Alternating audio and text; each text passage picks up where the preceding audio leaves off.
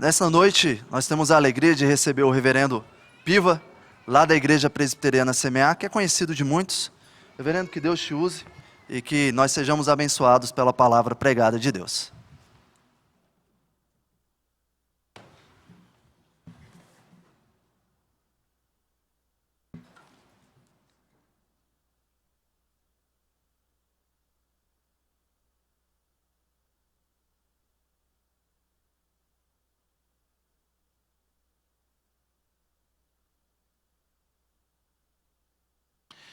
Irmãos, é uma alegria muito grande estar aqui mais uma vez, rever pessoas conhecidas que há um tempo eu já não vejo, rever pessoas conhecidas, inclusive da minha igreja, que estão aqui, vou contar depois, mas de qualquer forma, pelo menos estão aqui, então eu fico feliz também. Eu trago um abraço do reverendo Emílio, do Conselho da Igreja Presbiteriana Semear, e agora um abraço do reverendo Tarcísio também, que está lá conosco, compondo o nosso quadro de pastores. Então, recebam esse abraço da nossa parte e vamos ouvir a palavra da parte do nosso Deus. Vamos abrir em Mateus capítulo 8, versículos de 23 a 27. Mateus, capítulo 8, versículos de 23 a 27. E o evangelista, movido pelo Espírito, nos narra assim. Então, entrando ele no barco, seus discípulos o seguiram. E eis que sobreveio no mar uma grande tempestade, de sorte que o barco era varrido pelas ondas. Entretanto, Jesus dormia. Mas os discípulos vieram acordá-lo, clamando: Senhor, salva-nos, perecemos. Perguntou-lhes então Jesus: Por que sois tímidos, homens de pequena fé? E levantando-se, repreendeu os ventos e o mar, e fez-se grande bonança.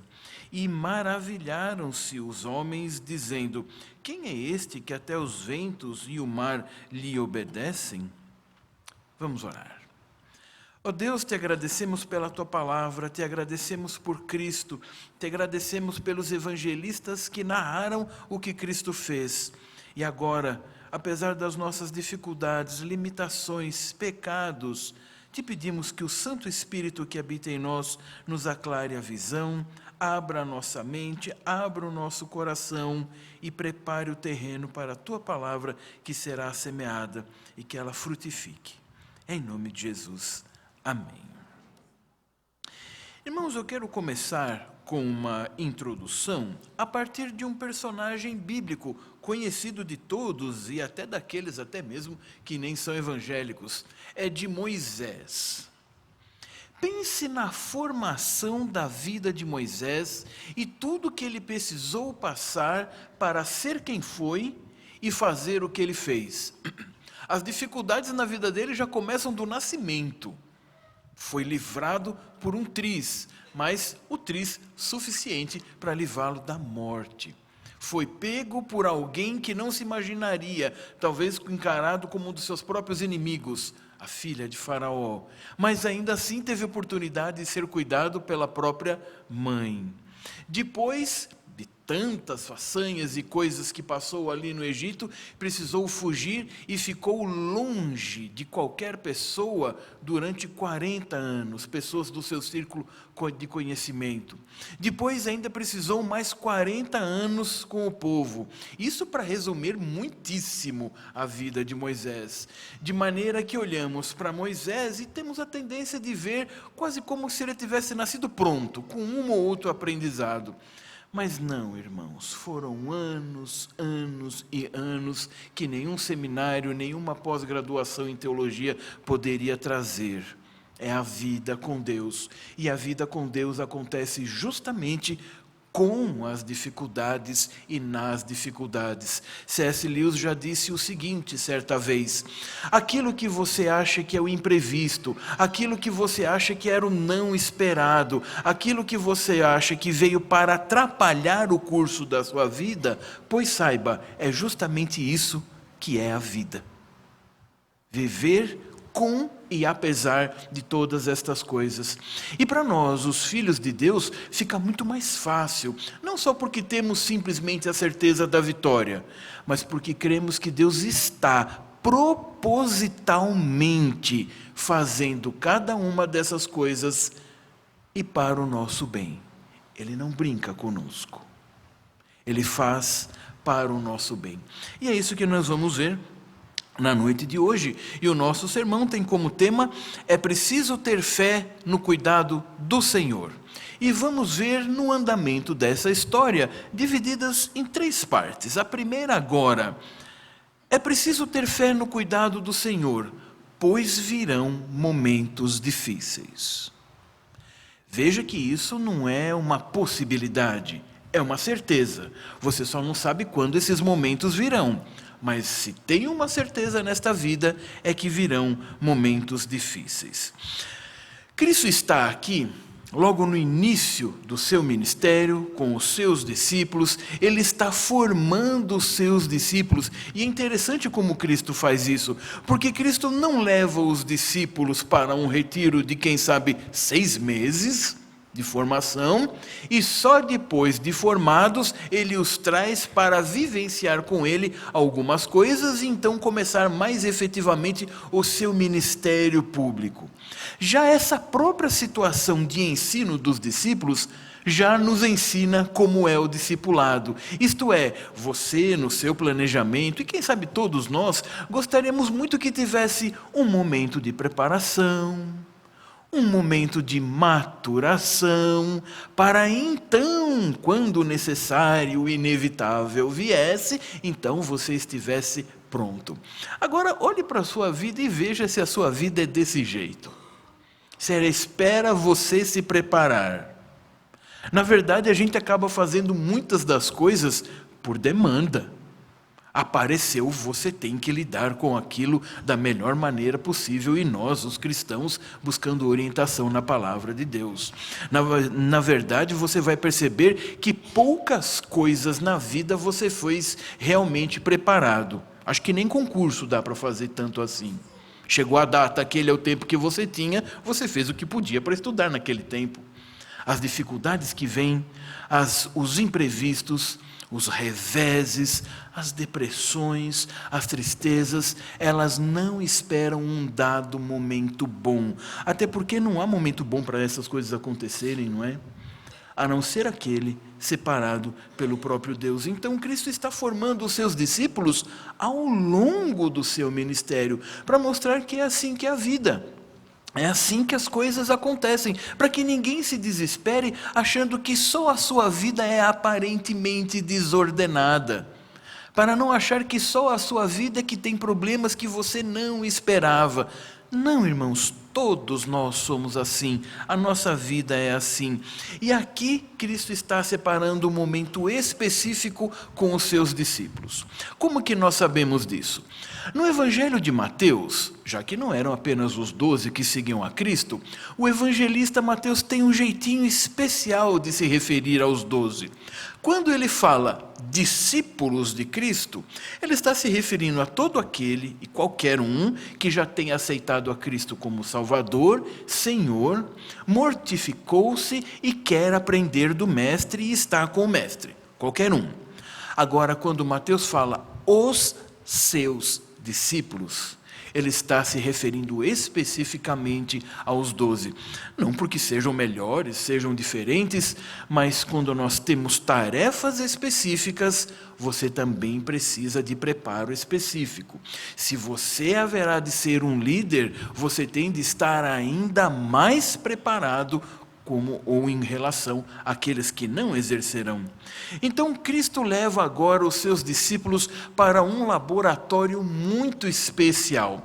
Depois em casa você pode rever o texto que veio antes desse, você verá que ele estava com as multidões, Cristo já havia feito muitos milagres, já tinha dado todo o sermão do monte, já havia ensinado muito de forma teórica, e agora é a hora de pôr em prática. As multidões estavam com suas vidas, mas agora os 12 precisam de um ensinamento ainda mais específico. E veja, não era mais teoria. Por isso eu chamei um laboratório muito especial. Ali, um momento específico na vida deles com Cristo. Cristo nos assegura que não importa onde nós estejamos, como nós estejamos, se somos suas ovelhas, Ele vai nos chamar. E é interessante que no Evangelho de Mateus, porque tem como tema principal o estabelecimento do reino de Deus, ele vai tratar de outros temas, mas sempre com um enfoque ou com uma ênfase nisso. Então, se o reino está chegando, está sendo instalado, os cidadãos deste reino e os líderes homens desse reino precisam estar preparados. E irmãos, quando acontece alguma mudança, ela não passa despercebida, ou então não houve mudança alguma.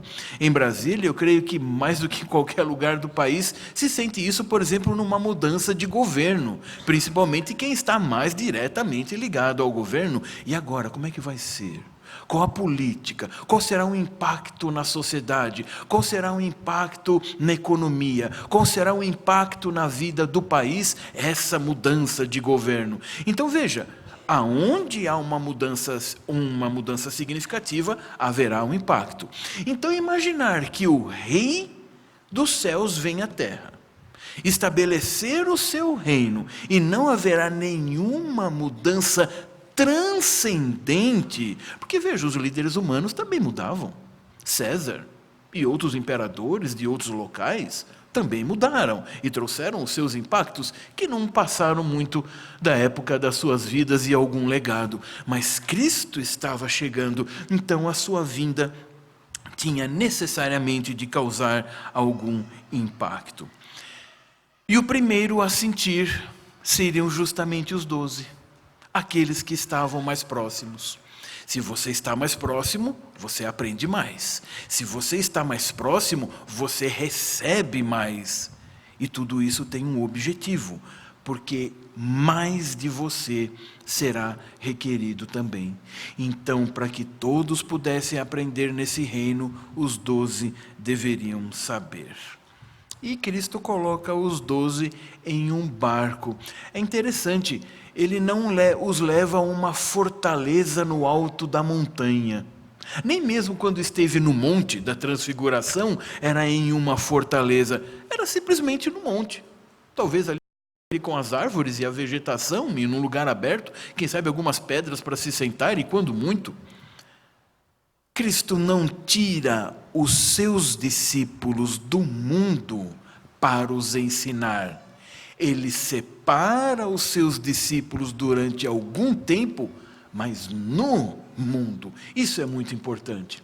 Nós achamos que talvez para termos uma maior comunhão com Deus ou nos aproximarmos mais dele, nós precisamos ser retirados do mundo. Inclusive, o que mais se diz em acampamento de carnaval é justamente isso, principalmente quando está chegando no finalzinho. Irmãos, nós vamos voltar. Nós não estamos na Nova Jerusalém. Nós não subimos aos céus ainda. Foi só um acampamento de carnaval. Agora você vai voltar para sua família, para a sua casa, para o seu trabalho, e é a hora de verificar o quanto esse acampamento realmente transformou você, como você hoje agora, que veio para adorar e receber o alimento. Vamos ver já ali no estacionamento, no cafezinho, e quando chegar em casa, vamos ver o quanto essa palavra já começou a agir em sua vida. E você fez isso durante a sua vida normal, você fez isso durante o tempo em que você está aqui. E Mateus tem uma outra técnica para nos chamar a atenção. São pequenas palavras que parece que estão aí muito sem sentido, mas elas dão toda a luz. Quando Mateus usa eis que, ele está mostrando que alguma coisa muito grande, muito importante vai acontecer. E alguém poderia dizer, mas veja, reverendo, só olhando essa tempestade, já me chamaria a atenção o suficiente. Quem aqui nunca ouviu um sermão, uma mensagem, ou um cântico sobre essa tempestade, há um hino sobre essa tempestade? Então ela já tem um grande interesse, ela já tem um grande sinal. Pois é que Mateus quer que você entenda que esse primeiro sinal que você percebeu é só a superfície. É só o seu jeito de entender. Ele está te chamando para um outro sinal, porque essa tempestade, irmãos, não foi uma tempestade normal. Por isso Mateus usa eis que. É como se ele estivesse dizendo para você, Cristo estava ensinando os seus discípulos, e não é que de repente ele já foi fazer uma prova do que ele tinha ensinado? É como se ele dissesse para você hoje à noite, e não é que você ouviu um sermão sobre a tempestade e que logo depois você já ia ter que aplicar aquilo à sua vida? É isso que ele está dizendo para você hoje. E o que tem de transcendente nessa tempestade? Irmãos, na verdade não foi uma tempestade. A nossa tradução, quando diz tempestade, não é que ela esteja errada, mas é que ela está traduzindo o resultado e não a fonte geradora. No original, ali está terremoto. Foi um abalo sísmico. Nossa, mas o que tem a ver então um terremoto e um abalo sísmico com uma tempestade? Muito, muito. Basta você ver hoje, pela tecnologia e pela ciência da modernidade, como mudanças climáticas acontecem por conta de mudanças que se faz no solo e de como isso influencia. E ali, de uma maneira sobrenatural, Cristo está movendo os elementos da natureza. Isso nos ensina demais, não é? Talvez você ache e fique feliz porque Cristo controlou a tempestade, Ele venceu a tempestade. Irmãos, que vitória pequena é essa? Que Cristo pequenininho seria este só de vencer uma tempestade? Cristo pôde lidar com a tempestade porque Ele próprio criou aquela tempestade. Por uma razão simples, na Trindade, na criação, Ele estava presente criando o próprio mundo, que um dia abarcaria aquela tempestade. Percebem a dimensão do ser de Cristo e do poder de Cristo e como Ele cuida de todas as coisas? Ou será que você achou que Cristo queria ensinar os discípulos? Mas ele ficou cansado, desistiu, foi dormir e ainda por cima foi pego de surpresa com uma tempestade. E no final, já que ele é poderoso, ele deu um remédio. Ele parou a tempestade. E o ensino mesmo não teve aquele dia, não teve aula.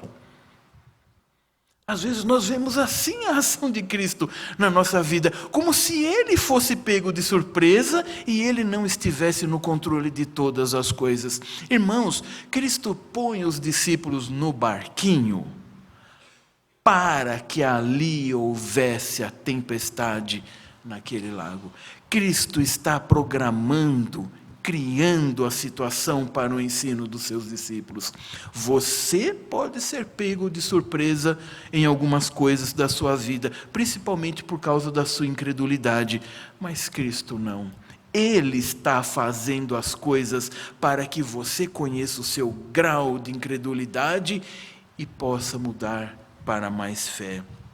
Ele controla todas as coisas, o reino está chegando. Então aquele abalo sísmico foi de tal forma sobrenatural que inclusive gerou aquela tempestade. E uma boa comparação para isso seria, não precisa fazer a experiência, eu acho que a sua imaginação é o suficiente. Imagine uma bacia de água e você faz um barquinho de papel, faz bem pequenininho mesmo. Mas bem pequenininho, você pode fazer isso para ensinar o seu filhinho em casa, é bem legal. E você põe ali naquela bacia de água. E aí você começa a fazer assim com a bacia. O que vai acontecer com aquele barquinho? Ele começa a ir para lá e para cá, para lá e para cá. E você começa, a criança adora água, eles vão adorar essa experiência. Faz já no quintal. E você vai fazendo e vai espirrando água. E agora ele já vai tendo água sobre ele. E o barquinho vai até que se molha, se encharca e ele afunda, ou pelo menos deixa de flutuar. Irmãos, é isto que Cristo está fazendo com os seus discípulos. Ele domina esta bacia. Ele sabe o quanto balançar. E ele sabe sim que o barquinho é pequeno e que vai dar medo mesmo. Mas cuidado. Cristo não está brincando com você. Cristo não quer ver até onde você aguenta, porque Ele sabe, é você que não. Você prova alguma coisa nas provações para você mesmo. Ele não precisa, ele já sabe. Ele não está brincando, ele quer que você aprenda.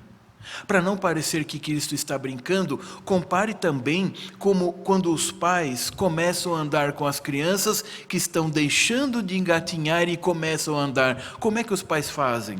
Seguram nos bracinhos, não é?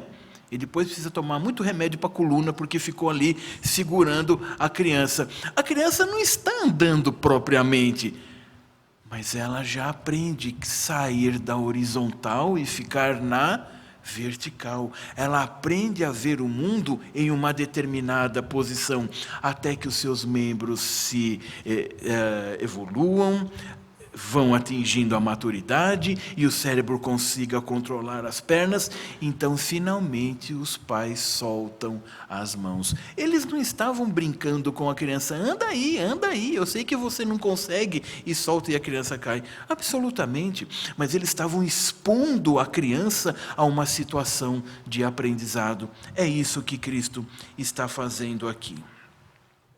E em meio a tudo isso, o que parece mais estranho é que Cristo estava dormindo. Parece que não ia ter aula mesmo, não é? Parece que não ia ter curso mesmo. Ele estava dormindo. O que não quer dizer que não estivesse controlando as coisas.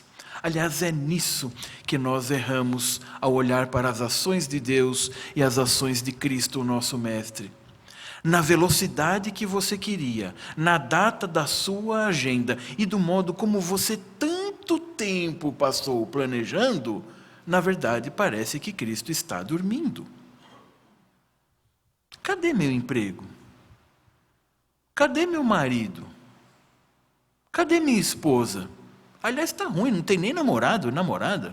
Não sei nem se chega lá. Cadê a minha casa? Cadê meu carro novo? Cadê aquilo que eu tanto estou correndo atrás? E minha conclusão do curso? E aqui na cidade dos concursos, cadê que eu vou ser chamado? Pior de tudo, eu já passei, mas não chamaram. Vai caducar. E agora? Cadê Deus? Ele está dormindo. Eu aqui trabalhando e Deus dormindo? Que coisa é essa? Veja-se com os olhos da carne, não é exatamente assim que parece a ação de Deus. É porque você vê a Deus do mesmo jeito que você olha para os homens, que falham, se esquecem, se desanimam e até lutam contra você. E na verdade você olha para Deus até como você olha para você mesmo, que sabe que às vezes, mesmo querendo fazer alguma coisa, tem os impedimentos. Mas o homem-Deus estava descansando porque era homem, pois já havia ensinado os discípulos antes de ir para o barco, já havia feito muita coisa, mas ele não estava deixando de controlar as coisas.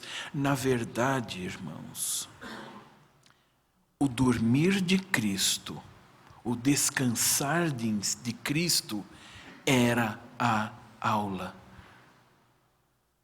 O silêncio de Cristo falava muito mais alto do que o desespero dos discípulos.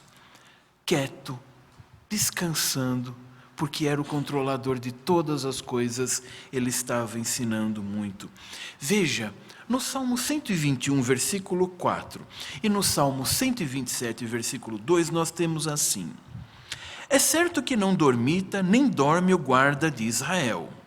Inútil vos será levantar de madrugada, repousar tarde, comer o pão que penosamente granjeastes, aos seus amados ele dá enquanto dormem.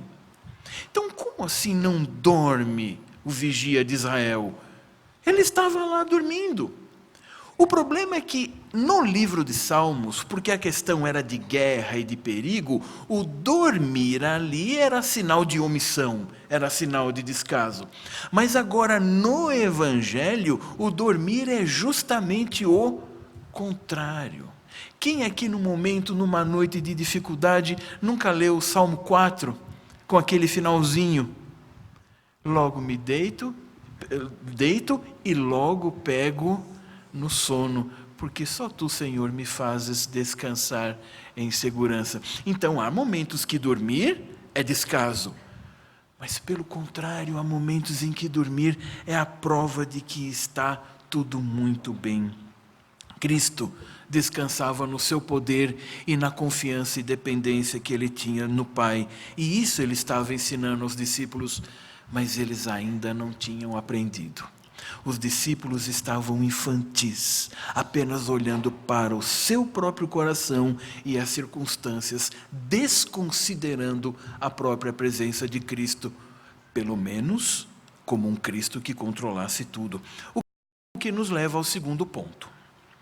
É preciso ter fé no cuidado do Senhor. Virão momentos difíceis.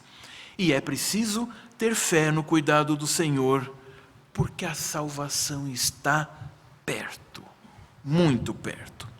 Apesar de toda a tranquilidade de Cristo, os discípulos estavam bem desesperados. Veja o contraste. E é para ser assim mesmo.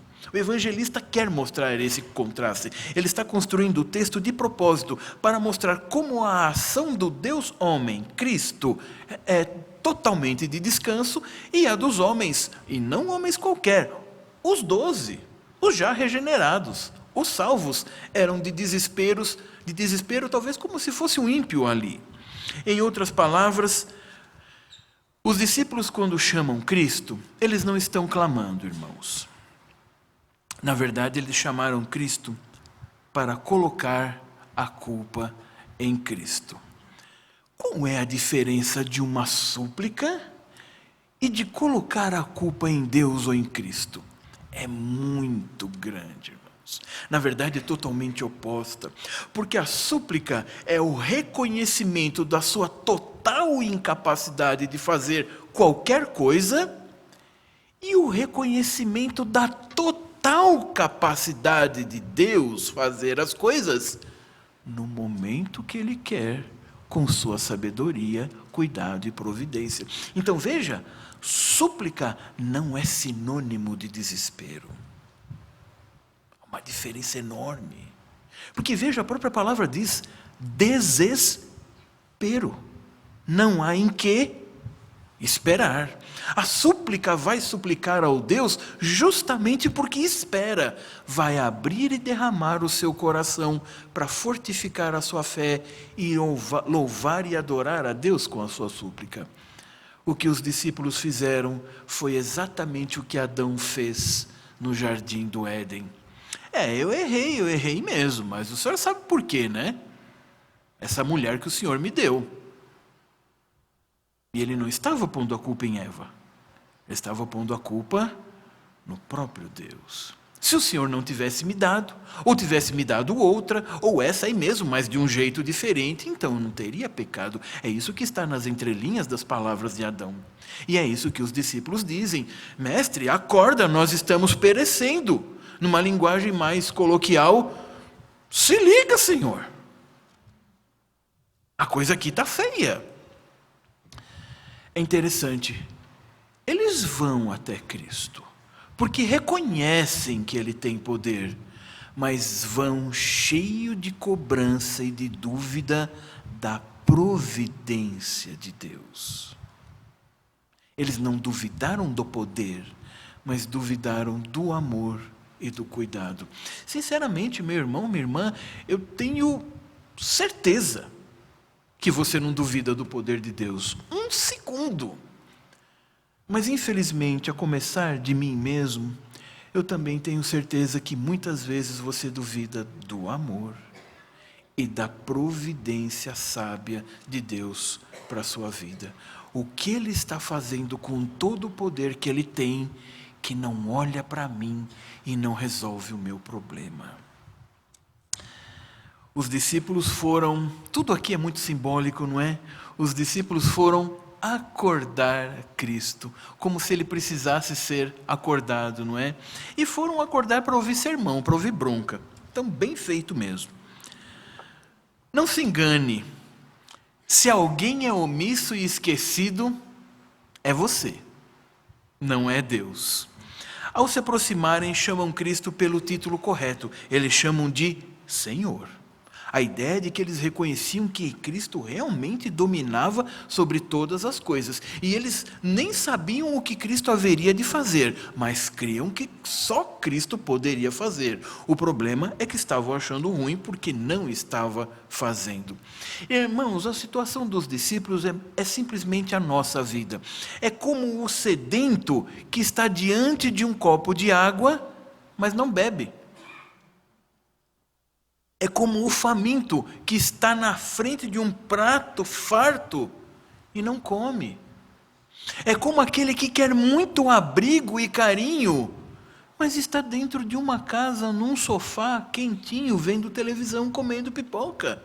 Isto é, eles estavam clamando diante da própria solução, como se estivessem longe da solução.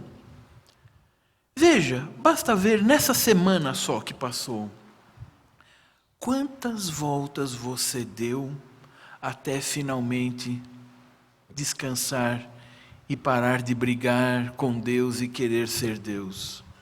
Quantas coisas na sua própria vida você vem tentando resolver do seu próprio jeito e o máximo que você consegue é desespero, estando com a solução o tempo todo ali do seu lado? Não foi só Jesus que estava dormindo no meio de uma tempestade, não é? Nós temos mais personagens, e um que é citado pelo próprio Cristo, que é visto como um sinal. Lembram-se? É Jonas. Jonas era um tipo de Cristo. Em Jonas aconteceu o que com Cristo aconteceria plenamente. Jonas estava no barquinho, porque estava fugindo de Deus. Cristo estava no barquinho, cumprindo a vontade de Deus. Cristo é acordado no barquinho para salvar a situação. Jonas também.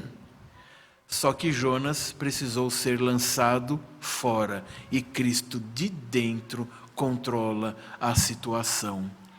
Isso mostra como esse elemento de tempestade, barquinho, acalmar, poder, jogar, já estava na mente dos judeus, já estava presente, mas como sempre, eles não faziam as ligações. Ninguém naquela hora do desespero pensou, olha, é parecido com a história de Jonas, não é? Que a gente conhece, que pai e a mãe contou para a gente.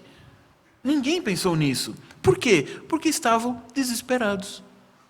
É como você que conhece tanta história bíblica, já ouviu tanto sermão, participou de escola dominical, talvez até como professor, mas na hora do desespero parece que tudo se desvanece e dá o que a gente chama em branco, um branco teológico espiritual.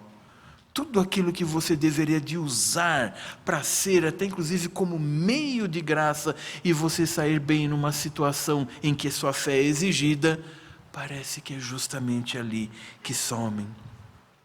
Com o homem-Deus, os discípulos que o conheciam também achavam que iriam morrer, mesmo com a maior revelação de Deus no seu barco. Os homens de Jonas achavam que iam morrer. Mas era Jonas, então dá para achar mesmo. Agora, com Cristo no barco, não se pode achar assim. Bem, Cristo vai acordar. E lembre-se, não foi os discípulos que acordaram Cristo. Não foram os discípulos que lembraram do que Cristo tinha de fazer. Isso é o que parece. Cristo está deixando parecer mesmo assim, mas a sua palavra vai mostrar que não é assim. Veja que Cristo, antes de tratar das circunstâncias, ele trata dos circunstantes. Antes de mudar a situação, ele muda o coração de quem está na situação. Muito mais interessado do que mudar circunstâncias em sua vida, que é o que você tanto quer, Cristo quer mudar o seu coração na circunstância em que você está. No seminário, numa matéria chamada poimênica, que é ensinar como ser pastor no dia a dia, vamos dizer assim. Muitas vezes é preciso relembrar o seguinte: não se preocupe tanto com a obra que Deus está ou estará fazendo através de você. Ele é o Senhor da igreja. Se preocupe mais com a obra que Deus está fazendo em você, como pastor. Por isso não é à toa que Paulo diz a Timóteo: toma cuidado de ti mesmo, e só depois da doutrina. É isso que Deus em Cristo está fazendo. Ele está cuidando do coração dos discípulos e não necessariamente das circunstâncias. Então, quando ele acorda, ele diz: porque vocês são tímidos, homens de pequena fé. E alguém poderia dizer: quem que dá a fé? É Deus. Então, se era pequena, a culpa era de Deus. Nós somos Adão o tempo todo mesmo, não é? Se eles tinham pouco, é porque Deus não tinha dado muita. Não, a ideia não é essa. É que eles estavam em um estágio que ainda a sua fé era inicial e precisavam aprender para que essa fé fosse ainda ampliada. E então Cristo não só acorda, como ele se levanta. Irmãos, ele poderia ter feito o que fez deitado mesmo e de olho fechado, concordam? Então por que ele se levanta? Quando Cristo levanta, alguma coisa vai acontecer. Quando Cristo se levanta, alguma transformação total vai ter lugar. Tanto que, por que você pode ter certeza da ressurreição e vida eterna? Porque Cristo se levantou dos mortos. Aqui é uma tipificação do que ele haveria de fazer de maneira ainda mais plena. O Cristo que estava ali do lado estava se levantando para mostrar como ele é poderoso para fazer todas as coisas. Por que temor em uma tempestade no mar da Galileia, se você está com o Senhor da criação do seu lado? Só a sua incredulidade mesmo. Essa é a única explicação. O que nos leva ao terceiro e último ponto. É preciso ter fé no cuidado do Senhor. Virão momentos difíceis, a salvação está perto, mas para que tudo isso? Para que você possa conhecê-lo melhor. Imagine uma pessoa que você conhece do seu trabalho. Você conhece aquela pessoa? Não, você conhece aquela pessoa no trabalho. Você já foi na casa dela? Você já comeu com ela na casa dela? Você já viu como é a família dela? Você já viu como ela lida com tristeza? Como ela lida com alegria? Como ela lida com sucesso? Ou como ela lida com depressão? É só o tempo passado, é só as circunstâncias várias que vão te dar conhecimento de uma outra pessoa. Isso para não dizer de você mesmo. Então agora, depois de tudo isso, depois de Cristo ter efetivamente dito para as forças da natureza, que Ele mesmo tinha animado para que fosse daquele jeito, tivessem parado, agora, depois dessa, os discípulos aprenderam, não é? Só que não. Não. Eu sei, você queria que eles tivessem aprendido. Seria um final melhor, não é? Porque se fosse assim, você também estaria livre. Bom, eles aprenderam lá, eu também aprendo cá. Mas não foi. Porque não diz que eles aprenderam. Não diz que eles descansaram. Não diz que eles finalmente entenderam quem era o mestre. O que diz que eles fizeram? Exatamente o que a maioria das multidões faziam.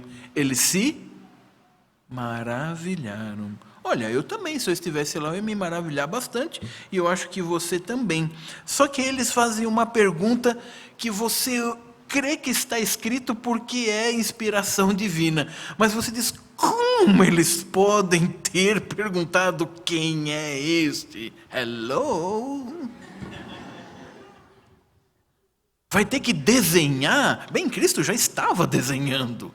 E nem assim. É como aquelas pessoas que perguntam: mas como pode o povo no deserto, tendo visto as 10 pragas e tudo aquilo, como pode? Toda vez que você tiver essas perguntas, se levante de onde você está, fazendo sua devocional, se dirija ao espelho mais próximo, ou use a câmera do selfie para alguma coisa mais útil. Pergunta: como é que pode, Piva? Você, pastor.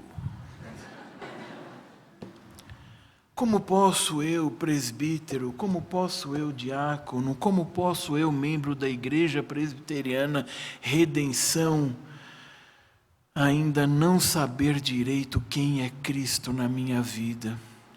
Irmãos, pode podendo, não está certo, mas acontece.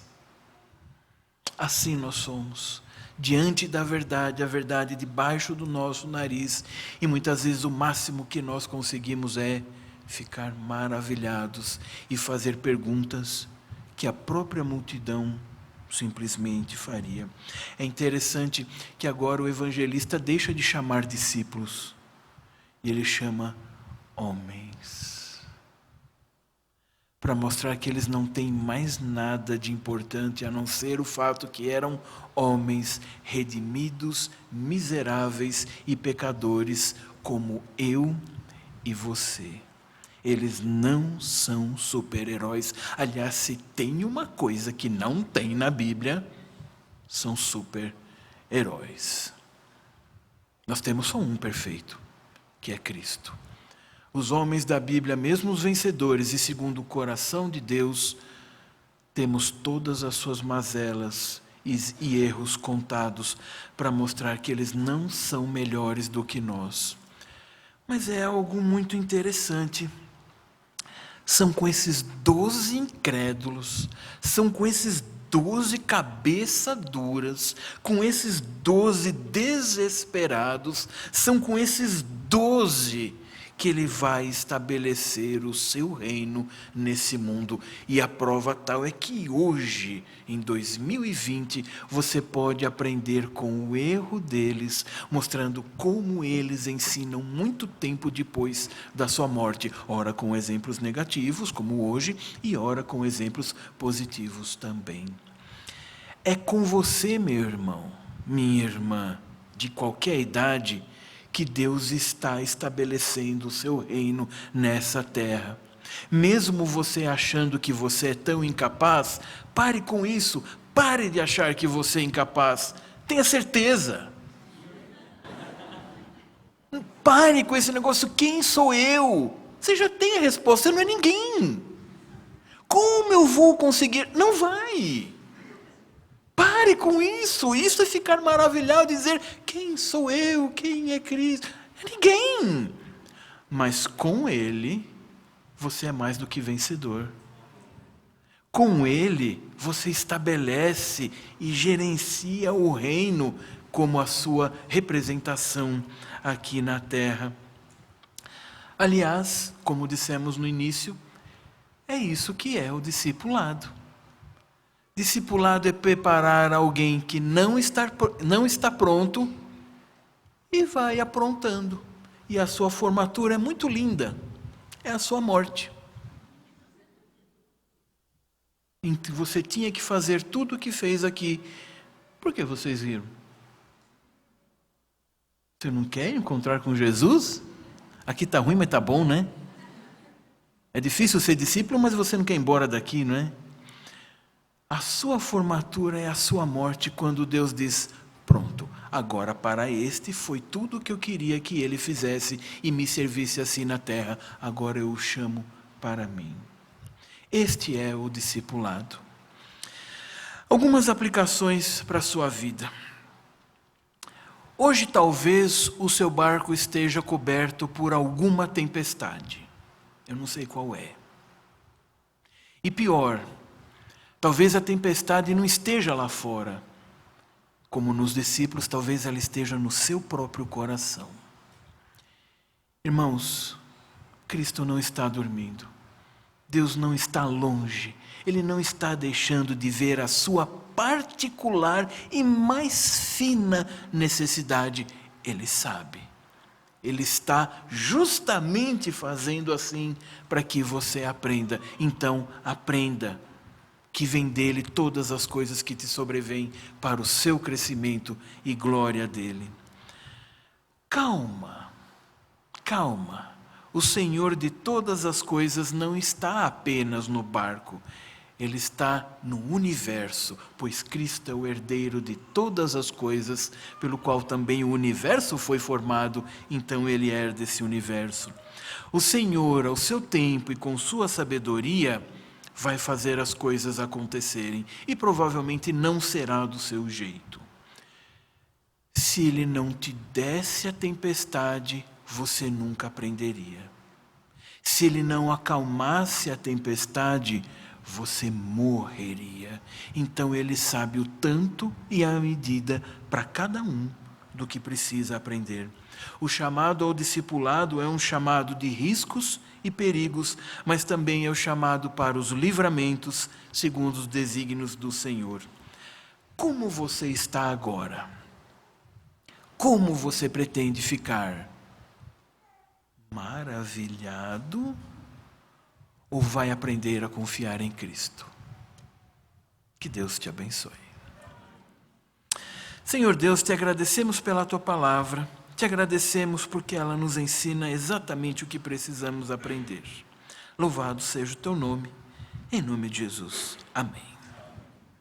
Vamos ficar de pé? Vamos